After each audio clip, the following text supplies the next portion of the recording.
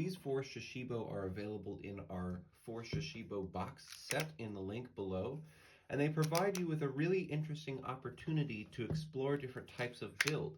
The one that we're going to talk about today is where we can actually keep all of the cubes involved in the build open and moving. So opening them all into our star shape, we can take one of the points of the star and tuck it through the middle, and then take this point, the opposite one to this end, and actually get it then tucked behind that first section that we moved through the middle.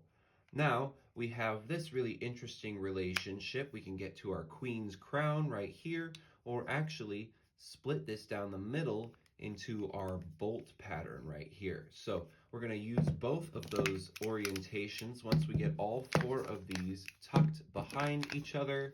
And now that we have them all put together, I'm going to take this one right here and move it into my bolt pattern just like I have over here. And I'm going to leave these 2 in this same orientation.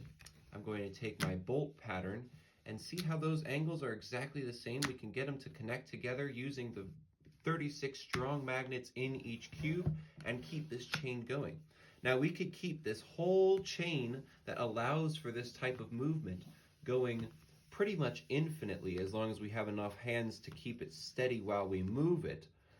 Or we can actually take this section right here and start wrapping it up using this hinge to fold this piece up and this hinge right here to fold this one back to connect to it. Those magnets still connect and it still has mobility. All 4 cubes are moving. Another really cool way that this works is using an anchor technique that I've talked about in some other videos. First, we're going to make our anchor, which is this ring shape, except flattened out so that we have this side completely flat right here, flattened against the table. And now we're going to keep our bolt shapes, these right here. We're going to keep 3 of them and get those connected to our anchor using that same angle that we used before.